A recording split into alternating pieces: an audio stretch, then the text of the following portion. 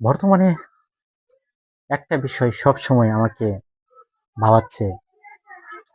বর্তমান যে রাজনীতির প্রেক্ষাপট এবং বাংলাদেশ নিয়ে আমরা কি ধরনের চিন্তা ভাবনা, আমি আপনাদের সাথে সেই বিষয় নিয়ে কথা বলবো।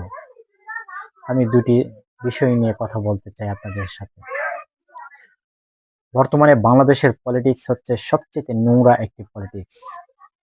এই পলিটিক্সে যারা ঢুকছে, যদি তারা ভালো হয়ে থাকে, তাদের পরিণতি আমরা যুগে যুগে দেখতে পাচ্ছি। তাদেরকে মেরে ফেলার বিভিন্ন ধরনের চক্রান্ত হয়েছিল এবং আজও হচ্ছে। আর যারা নোংরা পলিটিক্স করছে, তারা দেখুন, তারা অবাধে স্বাধীনভাবে তারা চলাফেরা করছে।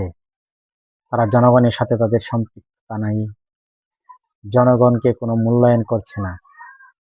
জাস্ট ওই নির্বাচনকালীন সময়ে তারা জনগণের দ্বারে দ্বারে যাচ্ছে। আর শুধু তাদের দোষ দিয়ে লাভ নেই। আমরা জনগণ যারা আছি, তারাও মুখিয়ে থাকি এই নির্বাচনকালীন সময়ে আমরা তাদের কাছ থেকে কিভাবে আমরা টাকা পয়সা, বিভিন্ন ধরনের খাওয়া দাওয়া কিভাবে ছিনিয়ে আনতে পারি, সেই দিকে আমরা নজর দিই। ফল কি হয়?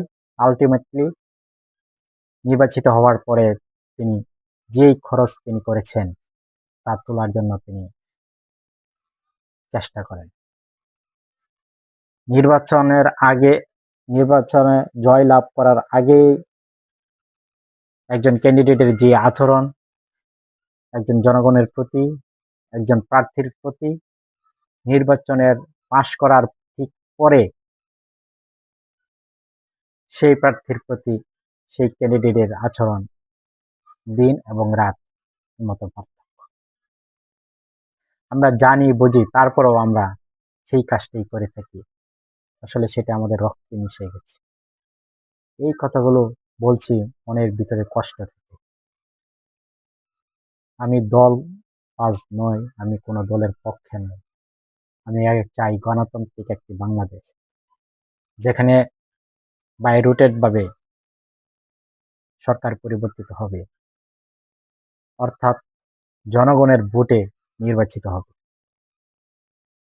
জনগণ যাকে নির্বাচিত করবে সেই পরবর্তী 4 বছর বা 5 বছরের জন্য দেশ পরিচালনা করবে। এতে একটি দল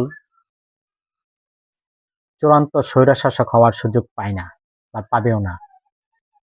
কিন্তু বাংলাদেশের যেই কালচার তৈরি হয়েছে, যেই ক্ষমতায় আসুক